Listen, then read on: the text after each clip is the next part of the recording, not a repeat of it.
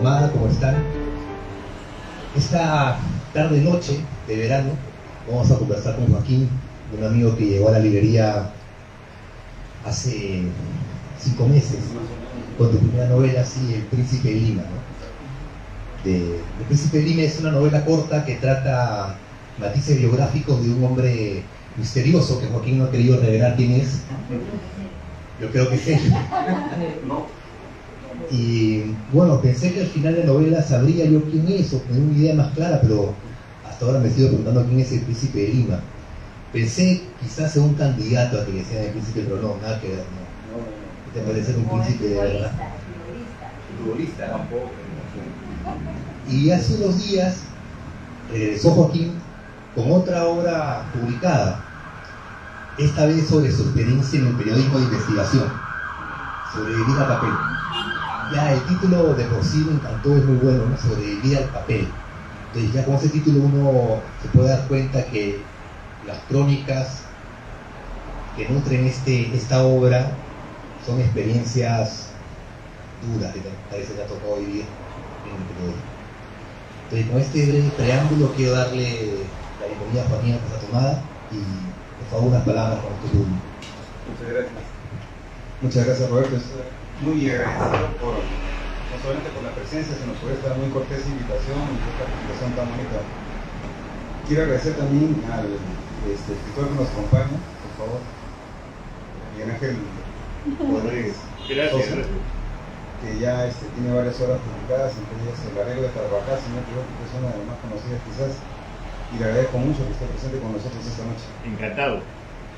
Bien, tras esto, quería empezar con Había una vez, pero antes de eso yo quiero también comentarles que me siento bastante cómodo, no solamente porque es una reunión de amigos, sino porque además estamos acompañados de libros, que es fenomenal, y adicionalmente una taza de café, ¿no? Que es una complicidad, no sé, siempre el café y acompañado de libros. Así que es una reunión bastante agradable para mí. Y igual, como comentó Roberto, sí, son 2 libros los que ya he publicado, quizás en un poco lapso de tiempo, y ahora les paso a comentar por qué. Y porque había una vez, tiene un fundamento de decirles que sí, había una vez un niño que, picado por la curiosidad, decidió saber y aprender qué cosa hay detrás de lo que se dice siempre. Por lo menos eso es lo que mi abuelo siempre me cultivó de pequeño, ¿no? Yo lo veía sentado en la mesa del escritorio como escribiendo el periódico del comercio, y después me explicaba lo que significaba aquellas cosas que se decían entre líneas, que normalmente no se publicaban ahí. Con los años, claro, me preparé, me formé y terminé trabajando en ese periódico. Así que esa es la simiente de donde aparecen estas 2 obras, porque ambas tienen que ver con el periodismo. En el primer caso, el caso del Príncipe de Lima, del cual no puedo revelar su nombre, y es fundamentalmente por un asunto legal en particular, porque se trata de una persona de una de las familias más importantes del Perú, que tiene unas anécdotas impresionantes, pero quiere que no se diga su nombre para salvaguardar la seguridad de su familia y también de las empresas que son propietarias. Quizás en algún momento se me libere de este capítulo y pueda revelarlo. Pero en el libro hay varias pistas, aunque no se quiera, y pueda determinarse de repente en algún momento el nombre. Estas historias del Príncipe de Lima nacen, como les digo, del periodismo. ¿Y cómo así? Cuando uno entra al terreno periodístico, llega con una expectativa, ¿no? De esta magia del universo de historias que todos los días constantemente se van creando, y uno tiene que, entre todas esas historias, seleccionar algunas y empezar a revelarlas, ¿no? Y en ese tránsito también encuentro que el periodismo de investigación es fundamental para saber exactamente qué cosas se trata de ocultar. Con el tiempo yo trato de ingresar en ese mismo terreno, y es cuando llego al diario y luego se me da la oportunidad de ingresar al Dominical. El Dominical, como saben, es la sección cultural del periódico, y en el momento que yo llego estaba el doctor Francisco Miro Quesada Cantuarias, ¿no? Que ha sido mi director, mi guía, un gran maestro, un erudito peruano, ¿no? Que lamentablemente falleció hace poco, y con quien tuve la oportunidad de trabajar un buen tiempo y aprendí bastante de él, ¿no? Y lo bueno es que podía uno comunicarse con él con una facilidad increíble, y él, como una persona muy humanista, sabía exactamente qué podía uno desarrollar para encajar mejor con el perfil de personalidad y quizás con las ganas de transitar en tal terreno, ¿no? Y así llego a la investigación. Empiezo a hacer periodismo de investigación, y en ese tránsito, en el diario uno siempre es muy cordial con todos, y conoce pues mucha gente dentro del diario. Y en una de esas aparece una de las hijas del dueño, de don Gabriel Miro Quesada, y me dice: Joaquincito, a partir de hoy te haces cargo. ¿De qué? Le digo: de la página social del diario, porque mañana me voy a Europa y no sé cuándo regrese. Ese pequeño encargo lo tuve varios años, y para cualquier periodista creo que no es muy, digamos, agradable, ¿no? Porque sencillamente son historias sociales. Cuando uno quiere hacer periodismo de investigación, sencillamente son dos terrenos contrapuestos, ¿no? Entonces sí, asumí la edición de la página social, y organicé rápidamente un equipo de trabajo que cubriera todos los eventos y que me suministrase alguna información muy sucinta para poder desarrollar unas pequeñas notas que acompañasen a las fotos principales de los eventos. Y salvo uno que otro, empecé a ir porque evidentemente había que ir y hacer un poco más de labor de reportero, ¿no? Entonces en eso estoy yendo a algunas reuniones y me encuentro con algunas historias realmente increíbles, ¿no? Entonces digo: ¿qué está ocurriendo? ¿De quién me están hablando? Y se mataban de risa y nunca me decían. Y por ahí empecé a averiguar: ¿y de quién hablan? Viene una historia pues interesante, creo, con la princesa Diana, con el general Pinochet, por ejemplo, ¿no? Entonces, yendo a una y a otra reunión, me doy cuenta de que el personaje realmente era una persona de carne y hueso, no una persona inventada, ¿no? Entonces yo tomaba nota eventualmente en mi casa de algunas crónicas, de algunas entrevistas, de algunas cosas que normalmente no salían en el periódico, y yo las apuntaba para mí, solamente para tenerlas como referencia o para mis archivos, ¿no? En algún momento dije: alguien lo leerá, sencillamente, o para mí, para mi conocimiento, ¿no? Así que fueron acomodándose esas historias, y en esas idas a eventos, eventualmente a eventos, es cuando empiezo a averiguar un poco más de específicamente quién era esa persona. Y nunca me decían, porque dentro de la sociedad peruana pues hay circuitos muy cerrados que no quieren decir las cosas. Pero poco a poco parece que me dieron cierta confianza, hasta que me dicen: sí, se trata de tal persona. Hasta que en una de estas reuniones llego y estaba la persona y me presento: señor, ¿cómo está? Mucho gusto, he escuchado tal y tal. Y se mataba de risa, ¿no? Me dice: sí, exactamente, son mis historias, ¿no? Uy, me dice, yo tengo para hacer un libro, y de repente 10. Y me empieza a contar pues algunas de sus anécdotas, ¿no? Y de verdad que era terriblemente graciosa, ¿no? Lo que le ha pasado. Ahora, ¿cómo nace todo esto?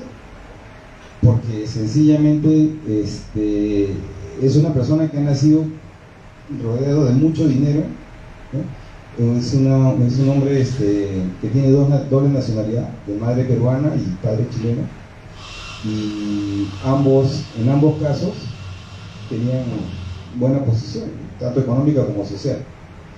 Entonces, como le digo, bueno, sigo reuniendo estas historias y las tengo ahí guardadas. Entonces, las tengo almacenadas en mi computadora, y recién en un viaje que tuve que hacer, y pude darme el tiempo para empezar a compilar toda la información que yo tenía y empezar a segmentarla por temas. Y cuando me doy cuenta, lo que nació como ahora se llama El Príncipe de Lima era bastante extenso. Llego a Lima nuevamente y me reúno con un par de editores y les comento que tenía esto sobre la mesa y no sabía qué hacer. De repente pues para publicar en alguna revista por capítulos, no lo sé. Y en ambos casos me proponen para publicarlo, porque era un libro. A mí me sorprendió muchísimo. Así que, bueno, se publica el libro, y ahora bajo un sello editorial propio, porque quise negociar con ambos y finalmente no llegamos a ningún acuerdo. Así que nace este nuevo sello editorial, no solamente para publicar estas obras personales, sino adicionalmente para otras personas también. Y bien, entonces, volviendo al terreno de cómo nace esta historia, cómo la compilo, cómo llego a reunirlas, a presentarlas y finalmente se publican. Es sencillamente quizás hasta accidental, porque no me imaginé jamás que esto iba a derivar en un libro. Y antes de publicarlo, evidentemente, yo ya en el borrador principal, antes de que comience el verdadero camino del libro, que es bastante engorroso, que significa el lector beta, que es el que te hace un informe de lectura y te dice qué cosa se debe mejorar, qué cosa se puede suprimir, qué cosa se puede desdoblar, etc. Entonces, luego de ahí viene el paso de la correctora de estilo y luego ya el proceso de preprensa, prensa y postprensa, ¿no? Hasta lo que es distribución, comercialización, promoción, etc. Ese es el camino del libro, ¿no? Como tal. Entonces, y volviendo nuevamente, porque para mí parece en esta conversación se me es muy fácil irme por las ramas. Así que les agradezco la paciencia. Bien, entonces, finalmente tengo el borrador completo y lo presento al personaje de carne y hueso, que en este caso se llama Marito, y a este señor le presento el documento. Le digo, bueno, usted siempre dijo que quería hacer un libro, y finalmente yo, las veces que lo he encontrado luego, le he preguntado por el famoso libro y nunca lo hizo. Bueno, acá está el libro. Sí, lo escribí por él. Así que se sintió halagado, me dijo fabuloso, déjame revisarlo.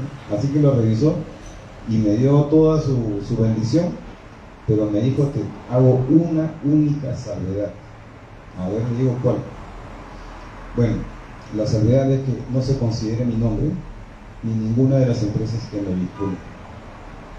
Y bueno, tengo que hacer eso, ¿sí? Y una que otra pequeña corrección de nombres, de lugares, para hacer más precisa el relato, ¿no? Así que bueno, así apareció este primer libro. Y el segundo, como le digo, ambos son de la misma raíz, porque el otro es de crónicas periodísticas y, como bien comentó Roberto, se trata basadas en algunos eventos de investigación periodística y crónicas personales que me han ocurrido, que me han puesto casi al límite, ¿no?, de la vida y la muerte. Así ocurre lamentablemente con la investigación periodística. Abundando un poco en el tema del primer libro, hay algunas historias que son únicas, como les repito, pero quizás yo pueda comentarles de algunas que están contenidas en esta obra, que son de repente digo, las más resaltantes, ¿no? Ahora en la tarde estuve revisando un poco estas anotaciones del libro, y una de ellas, por ejemplo, puede ser la anécdota que tuvo con el general Pinochet. Esto nace a raíz de que era pequeño, tuvo una vida similar a la de Julius, el personaje de Bryce, ¿no?, y que según parece es el mismo Bryce, porque este señor Don Mario lo conoce desde pequeño. Entonces tuvieron unas vidas paralelas, una vida de mucho dinero, de muchos lujos, pero que finalmente la educación en casa estaba encargada del personal de servicio.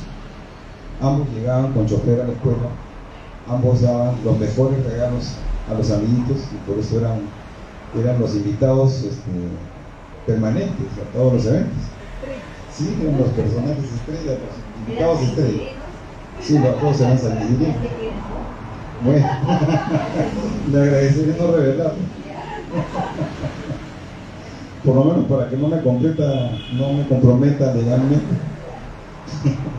Así que ambos tuvieron una vida paralela de pequeños, pero en el caso de Julius era un poco más estudioso. En el caso de Don Marito, el personaje era incorregible. Muy travieso, y tanto así que ya durante su juventud, sus padres ya luego se habían separado. Su madre queda acá en Lima, en San Isidro, y el padre en Santiago de Chile. Entonces era tan incorregible que la mamá lo llamó un día al papá a Santiago de Chile, y le dijo: mira, a tu hijo ya no lo soporto.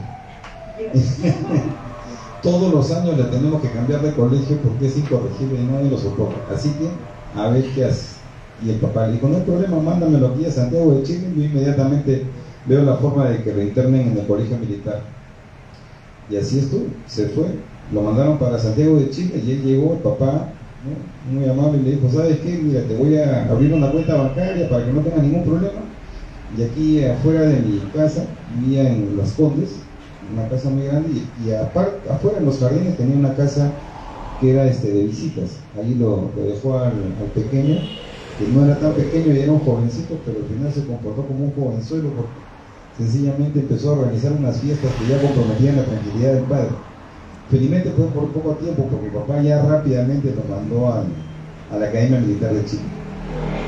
Entonces, en la Academia Militar de Chile, evidentemente él llega por presiones del papá y que además era muy conocido allá, así que todos los meses llamaban a la escuela militar a aquellos que habían sido quienes consiguen una plaza para él, para don Marito ahí, que era pues el ministro del Interior, otro ministro más de defensa, no recuerdo, y también el papá. Pues llamaban constantemente a la Academia Militar a ver cómo se comportaba el niño y sencillamente pues era el protegido de la academia. Entonces le daban ciertas licencias y estas licencias involucraban el que pudiera salir ciertas noches a distenderse en sus reuniones sociales y luego regresar evidentemente a una hora apropiada como para que estuviera descansado para el toque de día a las 6 en punto de la mañana y pudiera estar pues en formación como todos los cadetes. Pero en un día él llega tan tarde y embebido en aguas aromáticas que sencillamente no pudo llegar a la formación. Así que los instructores le dijo, ¿sabes qué? A tu litera, quédese ahí y no pasa nada. Perfecto. Así que se fue a dormir pues a su litera, mientras todos estaban en la formación y luego pasaban a la escuela, ¿no? A estudiar.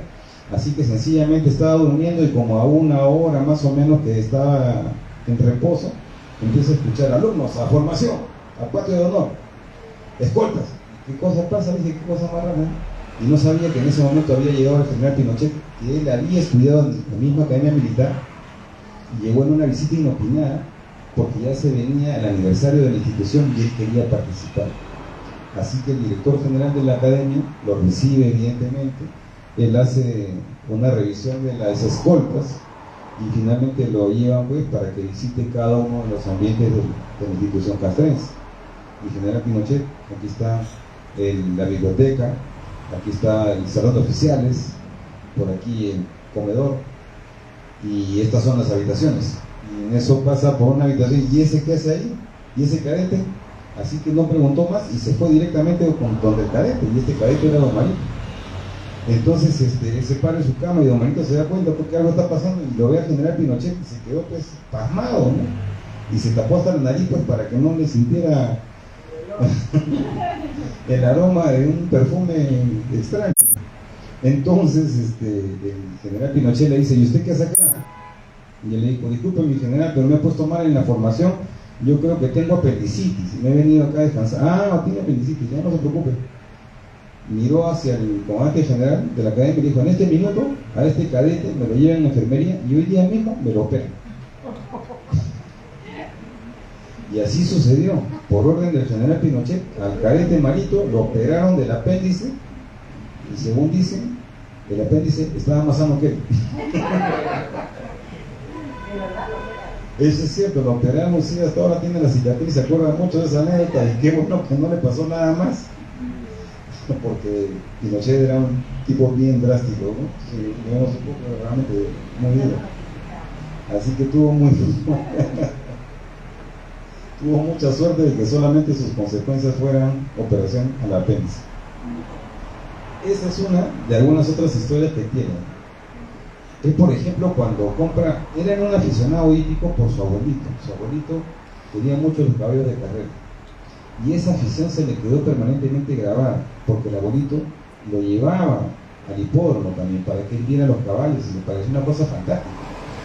Así que de grande, él insiste a su madre que le compre un caballo, ya cuando estaba acá en Lima. Y la madre le dice, oye, pero si tú eres desordenado, yo voy a comprar un caballo, está vuelto loco.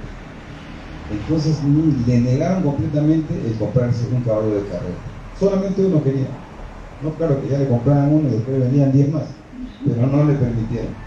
Entonces lo que hizo fue ir al hipódromo, que ya era un espectador recurrente, se hizo socio también. Así que durante la temporada de verano, que son los remates de potrillos, ¿no?, se acerca a donde uno de los más importantes criadores y empresarios peruanos y le dice: le traigo una carta de mi padre. Ah, perfecto. Entonces se le entrega, que la tengo que entregar personalmente. Le dice: ya, excelente. Entonces este empresario obviamente conocía al papá de don Marito, ¿no?, que era un hombre que ha vivido mucho tiempo acá y sabía quién era, y adicionalmente por la línea materna también son personas muy conocidas, ¿no?, empresarios famosos y académicos también. Entonces les dice, él empieza a leer la carta, ¿no?, y le dice: estimado Dionisio, o Dionisio se llama el personaje, aquí te estoy entregando esta carta por mi hijo, porque yo estoy muy orgulloso porque ha salido de la Escuela Militar de Chile con todos los honores y actualmente se está educándose en una universidad prestigiosa en Lima. Y como es un muchacho tan bueno y tan noble y le gustan tanto los caballos, quiero que por favor me permitas que él adquiera uno de los equinos que tú crías. Y del precio, no te preocupes, somos amigos, así que no hay ningún problema. En mi próximo viaje a Chile, te lo pago. Entonces leyó esa carta el señor Dionisio, que era un criador y empresario famoso, que obviamente conocía tanto al papá como a la mamá, que eran personas muy respetables. Y entonces termina de leer la carta y le dice: hijo, qué alegría de conocerte, tu padre está muy orgulloso de ti, tu padre es una gran persona, un gran amigo mío que me lleva mucho tiempo. Y me pide aquí que debido a tus reconocimientos, tanto por estudios como por una buena persona, quiere que se te compre un caballo, y yo te voy a dar esa facilidad. Así que tú en este remate cógete un caballo, y yo ya me entiendo después con tu padre cuando venga acá en Lima. Y él feliz. Pero sin embargo, luego de darle la mano y agradecerle, don Marito se fue al bar y se pidió una copa en homenaje al dios del vino que acaba de recibirle su carta apócrifa. Es decir, él había hecho una carta falsa como si fuera su papá, diciéndole a este criador que le entregue un caballo que después se lo paga. Y él le creyó. Y llega a los remates y adquiere un caballo así, por una carta engañosa, mentirosa. Lo bueno de don Marito, que tuvo tanta suerte, que era un tipo tan audaz y tan suertudo, que el caballo apenas se presentó, fue uno de los más importantes. Y él invirtió todas sus propinas, que sus propinas eran ya elevadísimas, a ganador, y sacó una fortuna, una pequeña fortuna, que empezó a pagar inmediatamente el caballo y rápidamente lo pagó. Y el caballo se hizo muy, muy famoso. Así que don Marito se hizo de su primer caballo de una manera realmente increíble. Yo no encontraba a alguien que haga una cosa como esa tan terrible, ¿no? Pero finalmente le digo, y así en toda su vida se ha mantenido así como un tipo muy audaz, a pesar de tener una ingente cantidad de dinero, y hasta ahora tiene, ¿no? Disfruta mucho de eso, recordándose y las anécdotas que hace y las anécdotas que tiene hasta el momento, porque él vive rodeado de puras chicas que lo ayudan. Ya es un hombre mayor y evidentemente las chicas a las que me refiero son sus cocineras, su administradora y sus enfermeras, y cuando viaja pues parece que estuviera viajando James Bond. Y siempre le digo eso, porque viaja con todo un séquito de chicos. Sí, es un tipo genial. Sí, sí. Así que y justo casualmente ayer me comuniqué con el dentista de don Marito, casualmente, y lo veo después de hace muchos años, y hay un capítulo específicamente sobre el tema cuando él va al dentista, porque una de las cosas que él no podía soportar era ir al dentista, y ahí narro una anécdota bien peculiar con el dentista. En líneas generales puedo comentarlo, era un dentista también muy conocido, ¿no? Y este dentista, que atendía a toda su familia, porque era un dentista ya de la familia prácticamente, un día lo llama porque él le encantan los chocolates. Su abuelo le leía los libros de Julio Verne cuando era pequeño y siempre lo acompañaba de chocolates Cadbury. Y de grande ya se le veían las consecuencias eventualmente cuando se le inflamaba el cachete. Y en una vez se lo llama al doctor, habla con la secretaria y le dice: dígale al doctor por favor que me mande una receta porque se me ha inflamado la muela.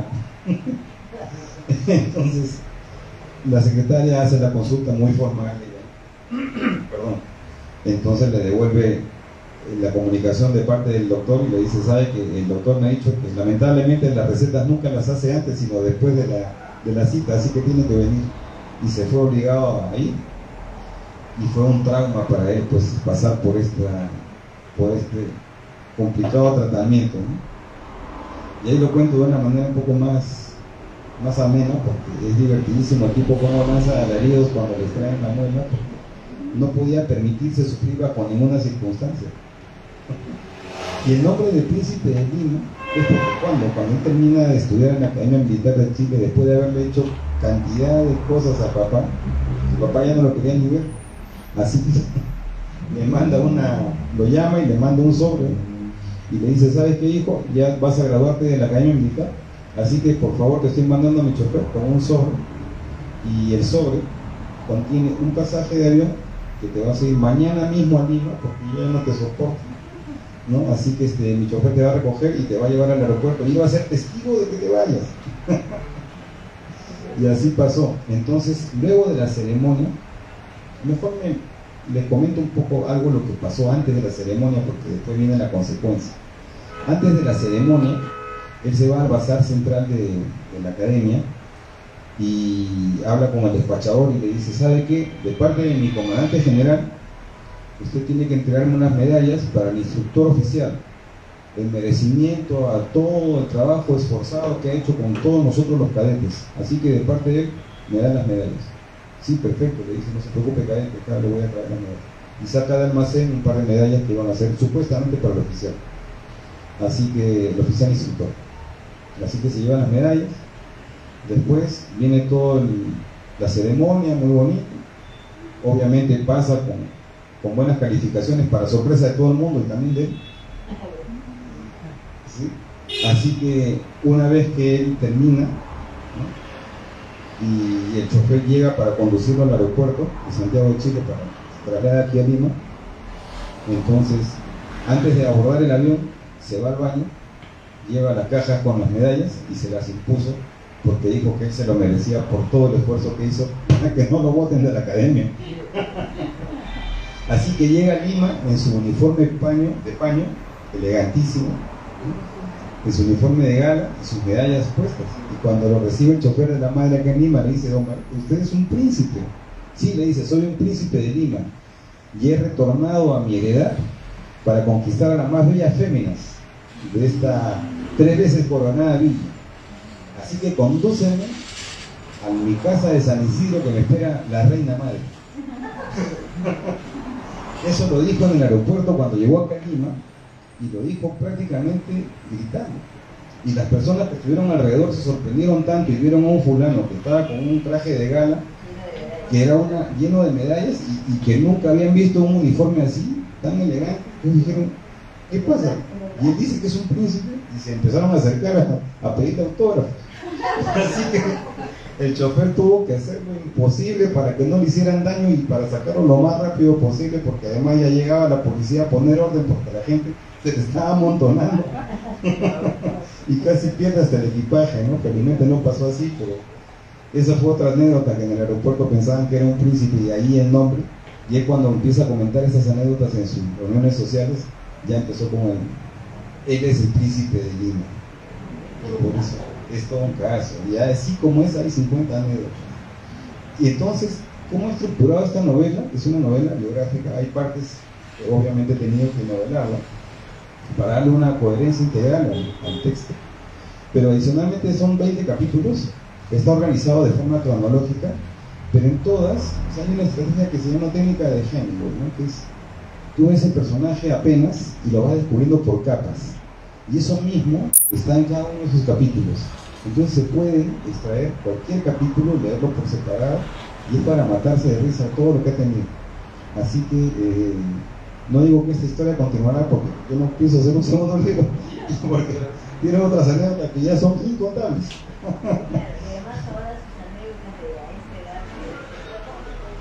Yo supongo que sí, sobre todo cuando, por ejemplo, la última vez que conversé con él me decía que estaba desesperado, ya quería irse a Las Vegas nuevamente porque le apasiona las piernas de Shakira.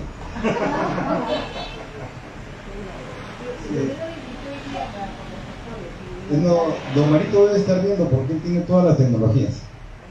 Sí, mi saludo, don Marito, por favor. Aquí estamos muy contentos de partiendo de sus historias de anécdotas.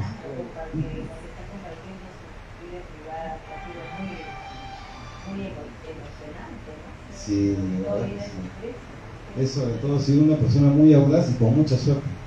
Es una de las pocas características que he visto en una sola persona. O sea, realmente es increíble.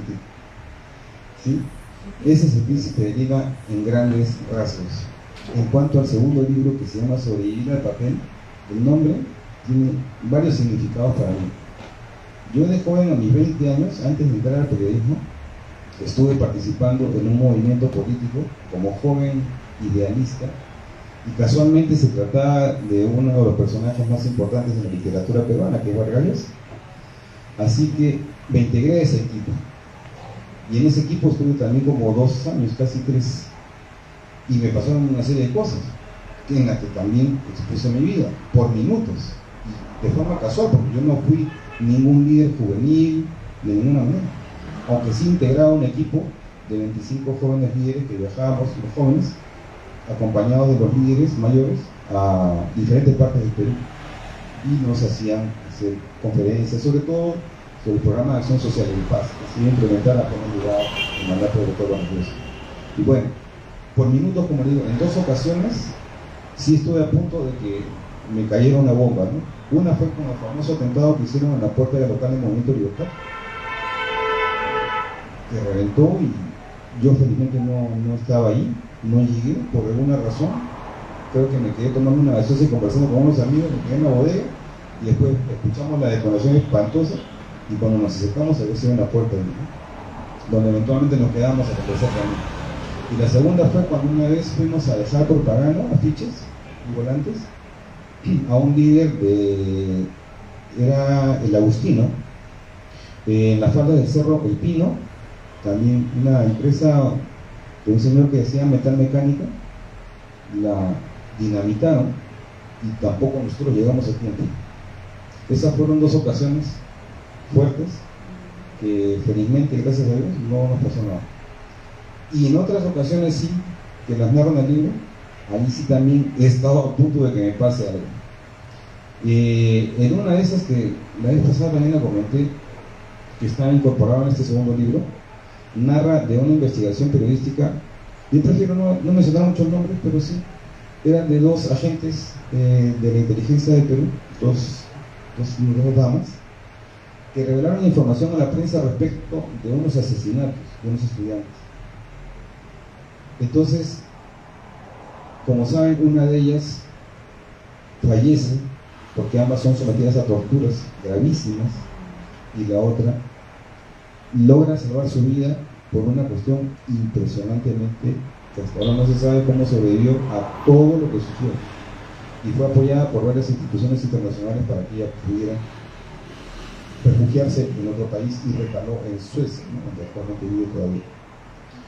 Entonces salió una información muy suscita en los medios, y mi finalidad en la vida era ubicar a esta señora para tener más información respecto de lo que había ocurrido. En este tránsito de la búsqueda, me apoyo, pidiéndole permiso al doctor Francisco Gómez Quesada, me apoyo en otro colega que también tenía ciertos nexos para poder tratar de llegar a esta persona. Así que entre ambos rápidamente empezamos a indagar cómo podíamos llegar a esta persona, que obviamente la mitad del Perú lo estaba buscando, pero para hacerle daño. Así que tras idas y venidas y contactos con políticos, empresarios y gente de la más variada condición, llegamos finalmente a establecer contacto de comunicación con esta señora, y nos quedamos una madrugada para poder hablar por la diferencia horaria.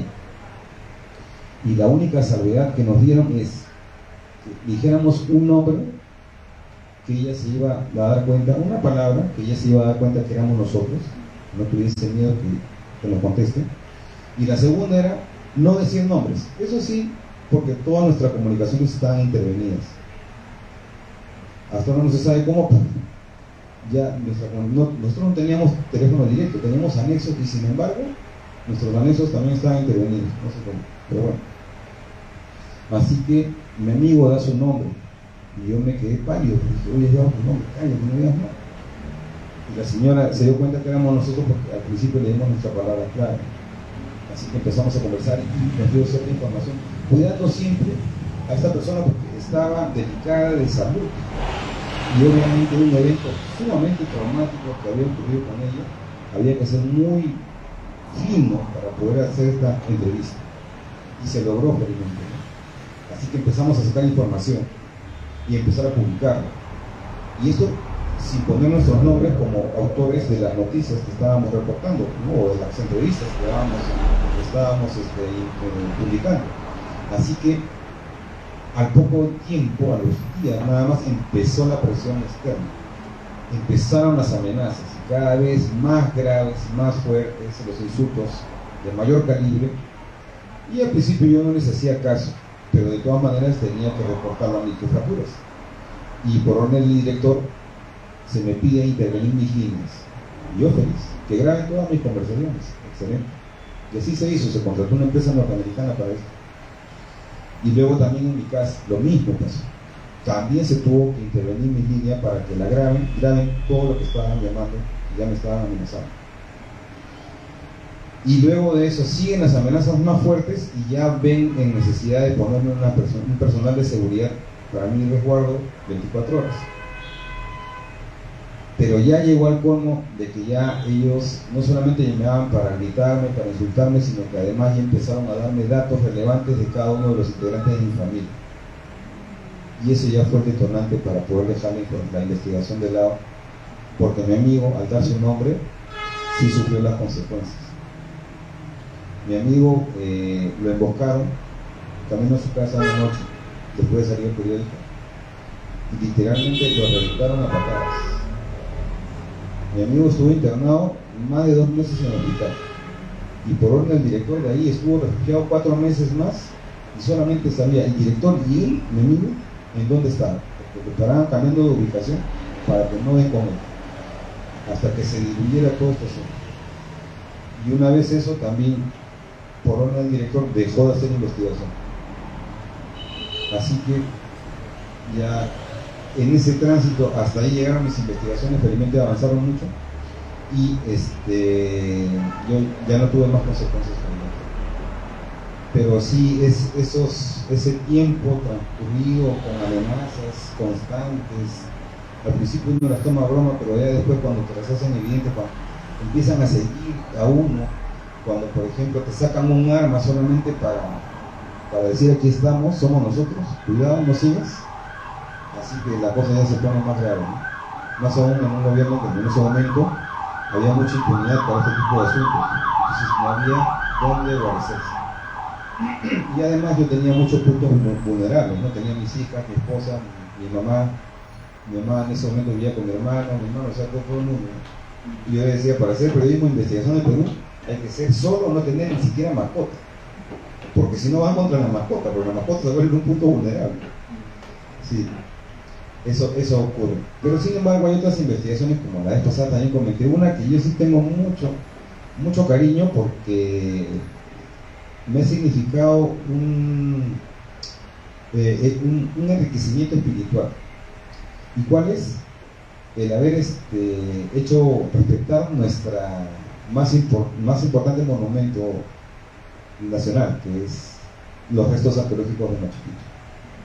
Cuando en un evento empresarial se me invita y asisto porque iban a hablar de proyectos en todo el país respecto del turismo y que las maravillas que tenemos iban a ser potenciadas y muchas cosas así. Entonces, cuando yo asisto, me pareció muy interesante el sector turístico, es realmente increíble y subvaluado en el Perú incluso, ¿no? Hace un momento. Entonces asisto y por ahí escucho de que dicen, y vamos a hacer unas inversiones en Machu Picchu para aumentar la capacidad de turistas, más que duplicar. Y dije, pero si Machu Picchu no se puede tocar, hasta donde yo sé. Entonces llamo y pregunto a un amigo y digo, oye, ¿verdad que se pueden hacer cosas en Machu Picchu? Y dice, pero como están, no se puede hacer nada, ¿no? Si no tiene la anuencia de la UNESCO, porque la UNESCO es la repositoria del patrimonio de toda la humanidad entera, porque el Perú también es suscriptor de los acuerdos internacionales. Este es un monumento que trasciende nuestras leyes, porque es para las generaciones futuras, no para los peruanos, para todas las generaciones del mundo. Y estos sitios son muy pocos. Y el del Perú tiene incluso doble connotación, ¿no? Es una maravilla cultural, ¿no? Es un patrimonio cultural y es un patrimonio natural. Tiene dos connotaciones, porque Machu Picchu no es solamente la montaña, sino son cientos de hectáreas que la rodean, que tiene un universo de fauna y flora única en el mundo, y eso se tiene que preservar. Y hacer cualquier intervención requiere que las entidades supranacionales sepan y adicionalmente aprueben cualquier intervención. Entonces, en este evento ya después vienen los coctelitos, los abrazos, las conversaciones muy amenas. Entonces yo digo, pero necesito saber un poco más del tema, ¿no? Entonces me voy a los organizadores y les pido la lista de invitados. Si conozco a alguien de confianza que yo pudiera preguntarle algo. Y por ahí me encuentro con que había un amigo de años que tenía un sobrenombre muy particular. Lo llamábamos intelectual de azotea. Porque su casa era un infierno para el estudio. Eran 4 hermanos y los otros 3 eran futbolistas, pero desde que amanecían hasta que se quedaban dormidos abrazando la pelota. Su casa era una huella de pelotas por todas partes. No podía estudiar en ningún sitio. Eran sumamente deportistas y en su casa le permitían hacer lo que quieran. Y mi amigo solamente quería leer y estudiar, y no podía. Entonces, el único refugio que tenía en toda su casa, que ya era grande, porque se escuchaba pelotazos todo el día, el único refugio era la azotea. Ahí quedaba un cuarto de lavandería y de depósito, y tenía una mesita ahí donde llevaba su libro para poder leer. Entonces siempre se quedó con ese sobrenombre de intelectual de azotea, porque cuando íbamos a buscarlo para ir a pasear, ir a jugar, me decía, debe estar en la azotea. Y ahí estaba él leyendo en medio de sus libros. Bueno, entonces en este evento estaba mi amigo el intelectual de azotea. Entonces trato de ubicarlo, y como dije la vez pasada, después de muchos años. Así que lo ubico que era un panzón igual que yo. Entonces me acerco y le digo, intelectual de azotea, y se voltea pues y se la reconoce. Fue un matadero de risa después, ¿no? Entonces seguimos conversando y le digo, oye, quiero seguir conversando contigo y preguntarte un tema muy delicado. Así que fuimos a la terraza y le digo, ¿qué pasa con este proyecto? Y me dio una serie de datos, tanto así que yo ya tenía para hacer una denuncia pública al día siguiente, pero preferí ser un poco más prudente. Así que al día siguiente le comento esto a mi director, el doctor Francisco, digo, pasa esto.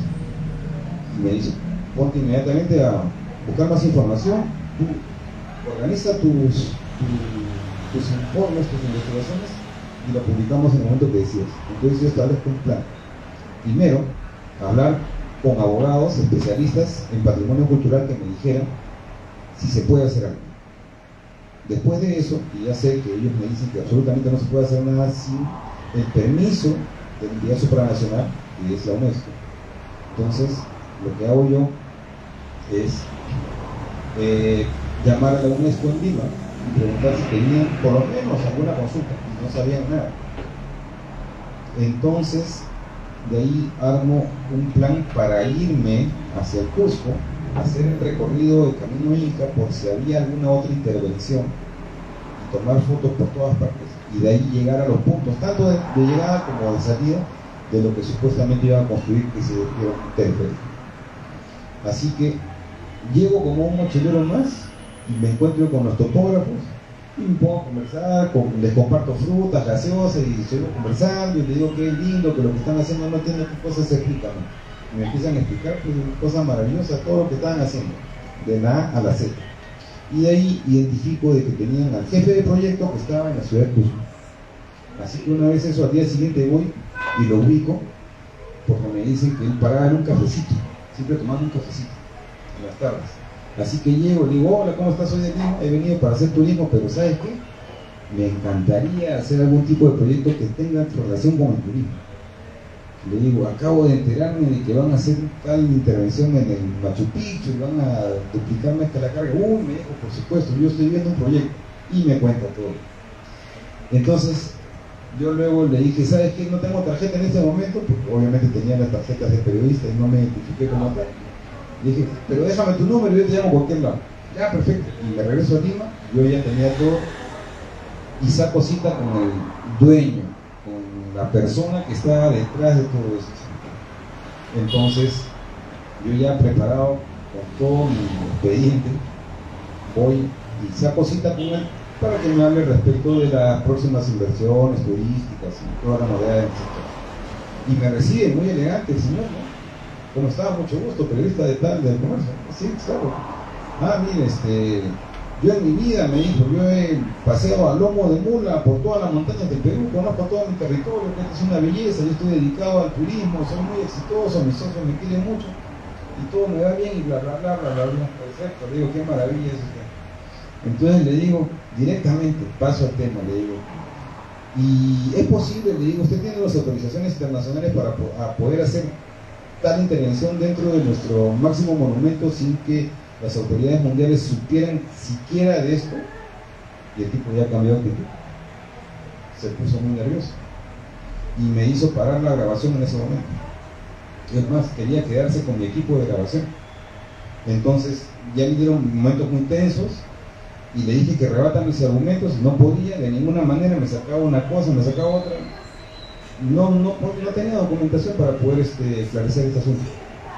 Y finalmente saca un cuadernillo de cuero muy bonito, muy elegante, que tenía su nombre, y me dice, pon el precio. Le digo, está de ninguna manera, le digo, señor. Así que por favor, la única manera que yo pudiera rebatir todo esto es que usted me exponga argumentos sólidos para decirme que esta intervención es legal. Y no es legal de ninguna forma. Es más, por informaciones que han aparecido en su periódico, sabemos que usted es muy amigo de las más altas esferas del gobierno, ¿no? Así que, ¿cómo se dice esto? Usted diga. El señor se puso muy nervioso, me amenazó legalmente y todo lo demás. Así que le dije, mi respuesta va a estar mañana en su escritorio si usted no me contesta, porque va a estar en el diario. Así que le espero toda la tarde y toda la noche. Y no me respondió. Así que a la mañana siguiente se desató el escándalo, felizmente, porque luego de que saco este informe empezaron a salir pronunciamientos de una serie de personalidades peruanistas, tanto en el país como en el extranjero, y luego rebotó en todos los medios de comunicación televisivos, donde hay mucho mayor afluencia de gente viendo esto. Entonces, obviamente, todo el mundo se dio cuenta que este era un acto ilegal.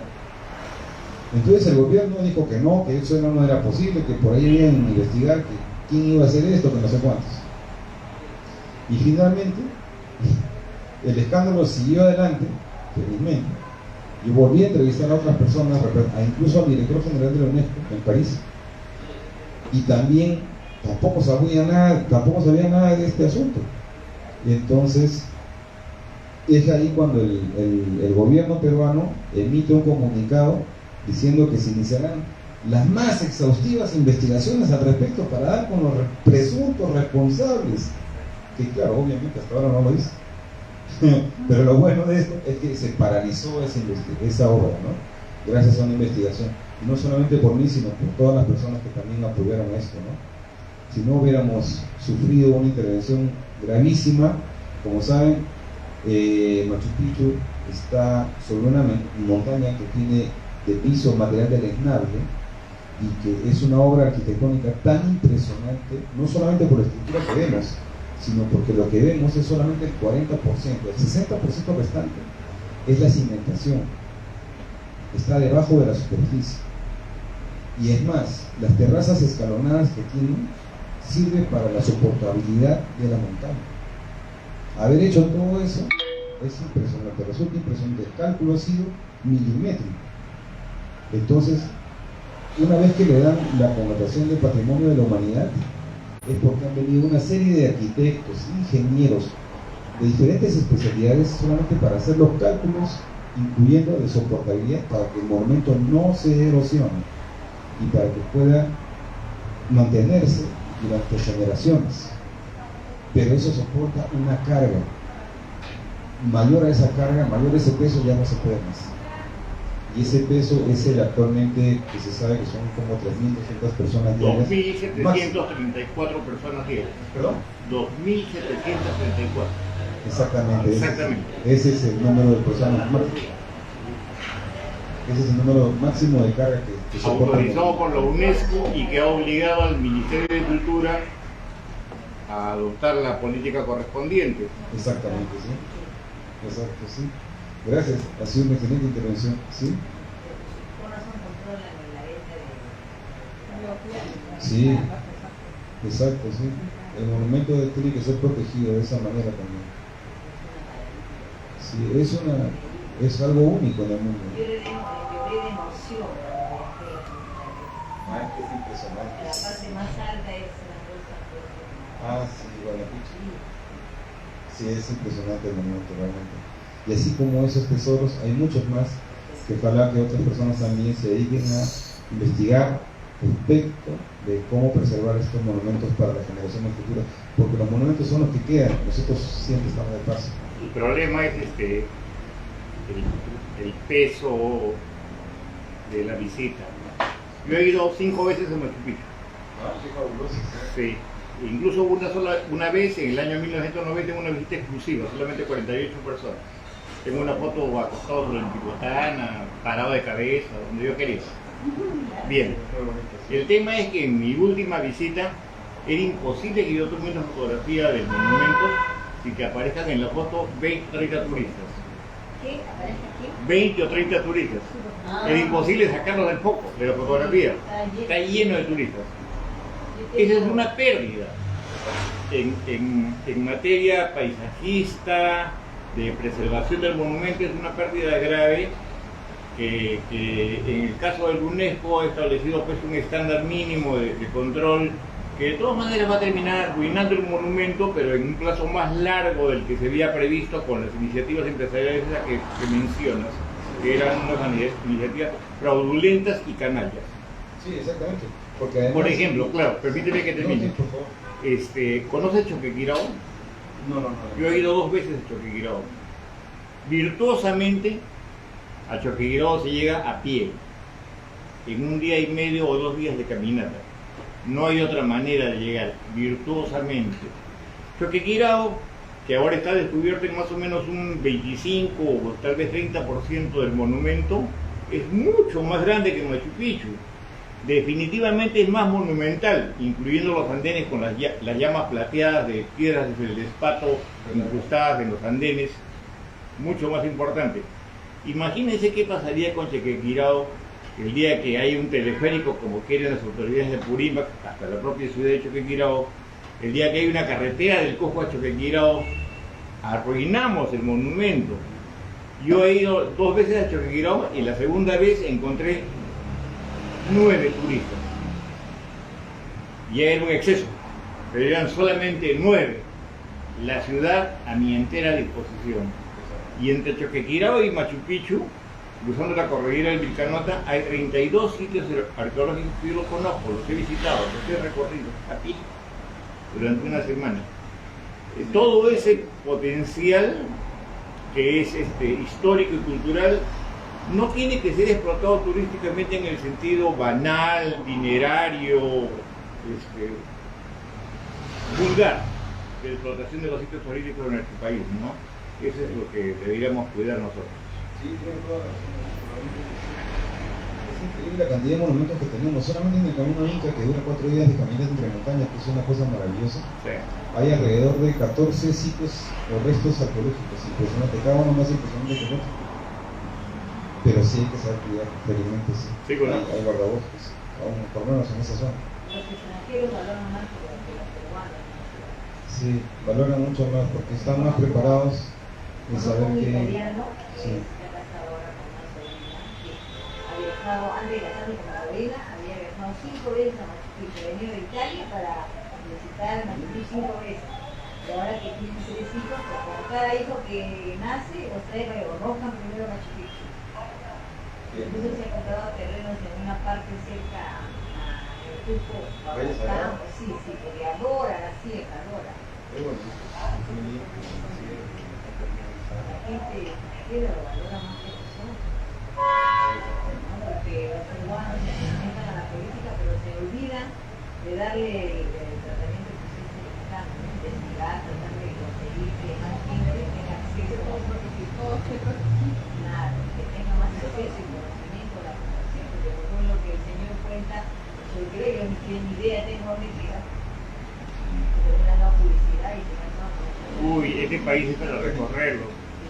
Yo he ido a la Laguna de los Cóndores cabalgando un día desde Amazonas hasta San Martín, cruzando la cordillera una cordillera húmeda, el macizo andino. No he estado ahí en Paucartambo, pero yo he caminado muchísimo. Ahora ya no puedo caminar, por eso uso bastón, pero en mi tiempo caminaba mucho, ¿no? Entonces conozco bastante del Perú. Ah, puede ser. Bueno, pero si me permiten, gracias. Me ha interesado muchísimo su conversación, estimado periodista y querido expositor. Quiero empezar por la mitad para terminar con el principio y mis comentarios. ¿Puedo? No, estamos bien. Me interesa muchísimo la visión que tienes en el libro sobre la experiencia en el periodismo de investigación y especialmente sobre el caso de Mariela Barreto y Leonor La Rosa. Esos son los nombres reales de las personas involucradas, ¿no es cierto? Yo no puedo mencionar porque no soy periodista, pero sé cómo es el asunto. Lo sé muy bien. ¿Por qué? Porque yo soy hace 25 años un funcionario de seguridad nacional. ¿Ya? Y entonces conozco cómo ha sido el asuntito, ¿no? Lo conozco bastante bien. Y sé que en mucha medida hay una narrativa artificiosa, fabricada, a favor de la señora Leonor La Rosa, que no corresponde objetivamente a la verdad, pero que es bastante consentida, y supongo que a falta de una contrapropuesta narrativa, mucha gente ha caído en valorar su versión como la versión objetiva, verídica y finalmente definitiva del asunto. Sin embargo, estoy seguro que conoces a Ricardo Uceda. Ricardo Uceda ha estudiado el asunto. No lo ha publicado en su libro Muerte en el Pentagonito, y él declara que no lo publicó porque ya le pareció un capítulo excesivo para el tema central que estaba tratando. Pero él tiene toda la investigación desarrollada sobre el caso de Leonor La Rosa, que es un caso fantasioso y artificiosamente montado, ¿no?, para victimizar a una persona que en realidad tenía una escasísima calidad moral desde sus principios, revelada por sus comportamientos personales cuando ella era agente de inteligencia, del servicio de inteligencia del ejército, lo cual pueden dar fe sus compañeros y sus jefes, y eso está documentado en procesos penales, por si acaso, o sea, no me estoy inventando nada, ¿no? Una persona que ha llegado a obtener un asilo diplomático en Suecia, que vive como una víctima de una persecución política que en realidad sí existió. La persiguieron sus propios compañeros, el grupo Colina, y la persiguieron porque ella vendió información al diario La República sobre ciertos operativos del grupo Colina, que era efectivamente un equipo de personas absolutamente descontroladas y criminales que bastaban por fuera de los protocolos de empleo de la inteligencia militar en ese tiempo, ¿no? Entonces, abordar el tema de la investigación de este caso tan sensible exige contrastar diversas fuentes de información al respecto, y te ofrezco las mías, tengo a disposición. Cuando quieras, conozco muy bien el tema, documentadamente, política y judicialmente, y estoy a disposición para abordar esta situación. Respecto del asunto del príncipe de Lima, este es un desafío para mí. Oh, sí, creo que voy a tener que revisar los archivos del comercio, y como tú manejabas las páginas sociales, quise averiguar exactamente quién es y lo haré por mi propio esfuerzo, solo por satisfacer mi curiosidad personal, porque no tengo ningún interés material en el asunto, y es más, felicito a la persona que tenía una vida tan digamos así, plena de satisfacciones.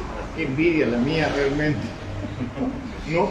Pero voy a averiguar quién es, te lo haré saber en forma discreta, así que te parece que no debe ser pública, pero seguro que llego a la conclusión de quién es. Muchas gracias por tu amenísima disertación. Muy amable, muchas gracias. Bueno, gracias a todos. La verdad que es un amigo muy amable, muy cordial. Y me siento muy a gusto de haber estado aquí. Te agradezco nuevamente, Roberto, la invitación. Como el príncipe de Lima comparte una ficción que es la hípica, ¿no?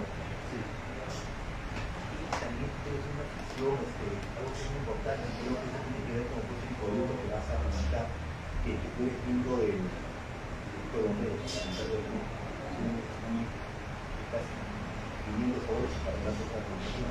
Sí, gracias. Sí. Dentro del programa periodístico, también por una afición familiar que es la hípica. Gracias. Y la hípica para mí también ha resultado fascinante, perdón, pero desde el lado de las caballerizas y no tanto del lado de la apuesta, ¿no? Mi abuelo también me influyó un poco en esto, pero como le digo, más de la parte del conocimiento del animal, que es tan inteligente perdón, y que realmente se transforma cuando está en una competencia, sabe toda esa potencia muscular que tiene el caballo, que únicamente se ve cuando está en competencia. Así que entro un poco al terreno del periodismo por ahí.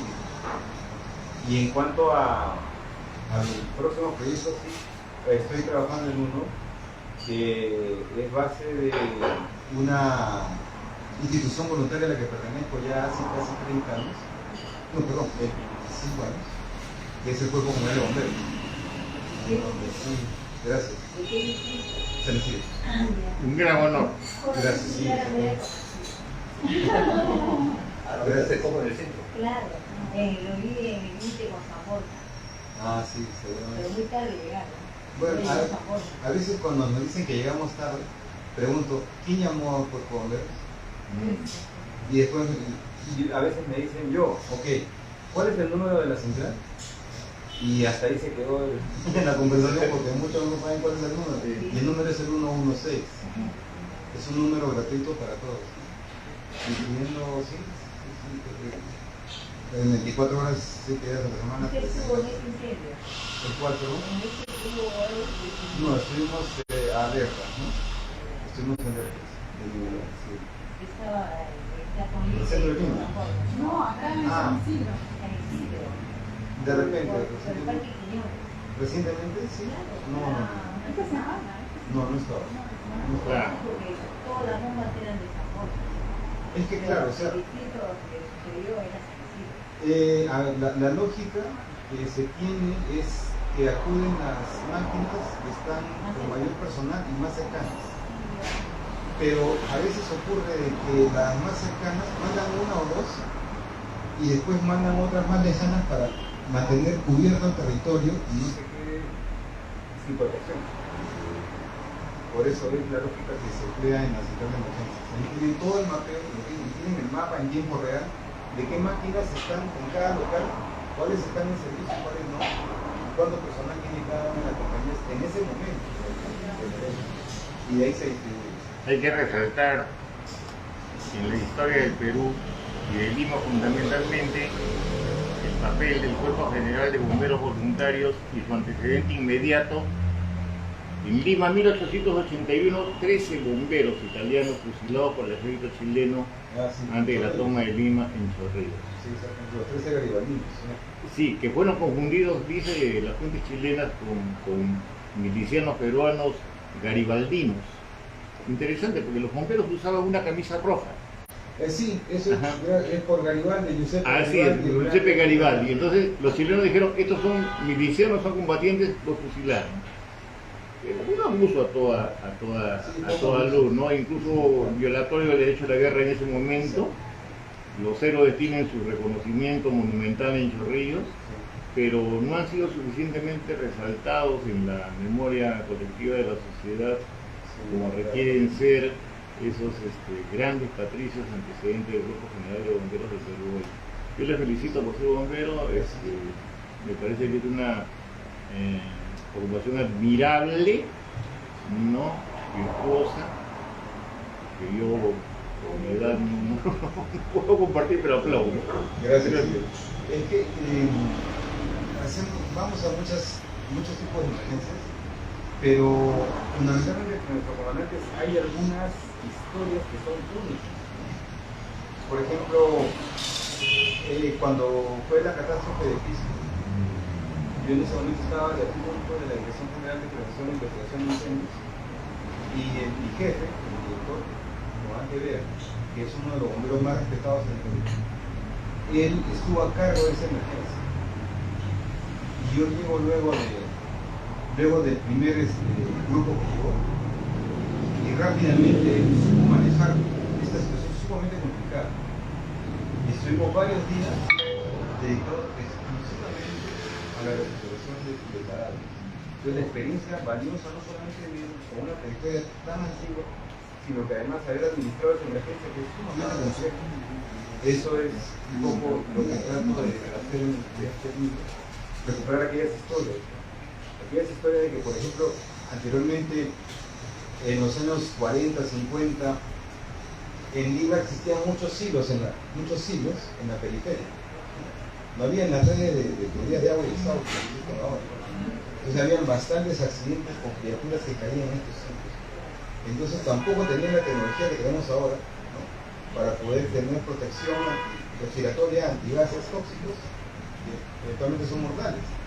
Entonces ellos bajaban valientemente, tapándose la nariz y la boca con un trapo y con soga de cabulla amarraban la cintura. Bajaban de cabeza para sacar a la criatura. Ese tipo de cosas, ese tipo de experiencias, yo creo que es importante destacarlas. Y es por eso, en homenaje a todos estos hombres y mujeres que han trabajado tan duro, han hecho cosas tan increíbles, como por ejemplo también tengo un compañero que trabajó, él es médico y es rescatista, especialista con cuerdas, siendo médico también. Y él estuvo en el rescate de un espeleólogo español, que tuvo, un espeleólogo es un explorador de cuevas, y estuvo, me parece, acá en la... Creo que sí. Y él, Jorge Chapoya, sí, exactamente. En esta exploración que él hace, se interna más o menos como 600 metros, cae y se fractura ambas piernas, y ya no tuvo cómo salir. Entonces, este compañero, este amigo que conozco, fue como médico y lo pudo rescatar junto con otros expertos en cuerdas. Ese tipo de experiencias yo creo que es importante rescatarlas para que no se pierdan de la memoria, ¿no? Y para que la gente también lo valore más, ¿no? Y le dé bastante facilidades para que hagan bien su labor. Exactamente. Cuando ustedes salen con el ruido normal que tienen, ¿no? Los carros deberían abrirse para que ustedes lleguen rápido, pero acá no es así, no valoran la labor que hacen, porque le faltan listos, son actos heroicos, pero no les pagan nada. No se trata de volver. Sí, yo creo que un poco en homenaje a todas estas personas que nos han precedido, nos han enseñado tanto. Y usted, ¿por qué es bombero? Su mamá también fue bombero, que mayormente se hereda, ¿no? Entonces sus hijos de repente van a querer ser bomberos. No. Yo tenía una amiga que su papá era bombero y mi amiga era también rescatista, su hermano era también un futuro bombero, pero era todavía chiquito. ¿Verdad que llegó a ser bombero? Pero ella. Sí. ¿Y usted por qué es periodista? Bueno, ¿Por qué es periodista? yo creo que un poco cultivado por esa curiosidad que supo incentivar mi abuelo. Ese Bustamante de la vida. ¿Quién? Ese Bustamante de la vida. Entonces, por ejemplo, me decía, ¿qué te parece el libro? No, sí, bonito, interesante. cómo se come? ¿Verdad? O cómo crece una plantita, o cómo se cuida una plantita. Cosas como eso, ¿sí? Un poco motivándome la curiosidad de saber un poco más allá. Y como les comentaba ahora, también cuando yo lo veía, ¿no? Yo de pequeño, yo con el tremendo periódico sobre la mesa de la sala. Sí, Claro.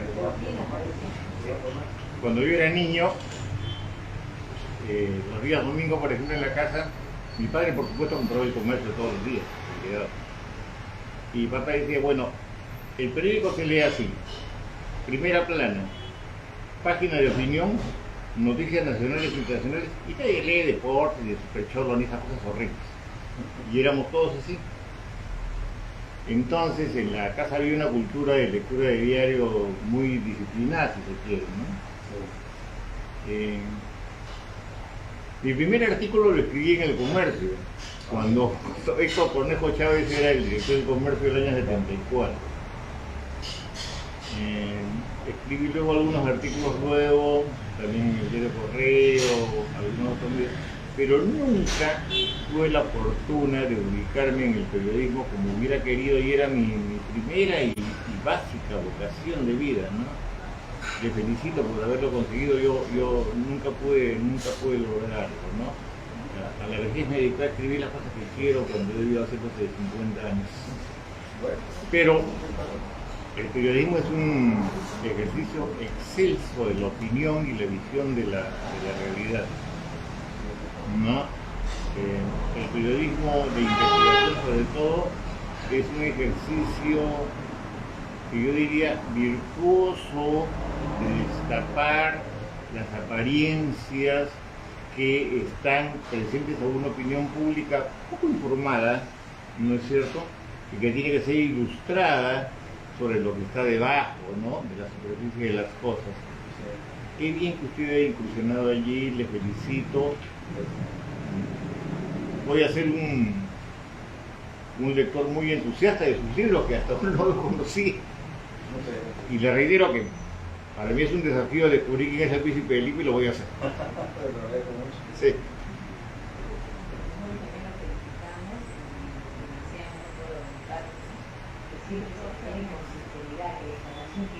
Sea honesta, sincera y realista, porque también vemos periodistas que necesitan la noticia de acuerdo a sus intereses, y que eso también está más falta de ética, porque la población no tiene conocimiento de verídico, ¿no? Real. Y el periodista me parece que una de sus cualidades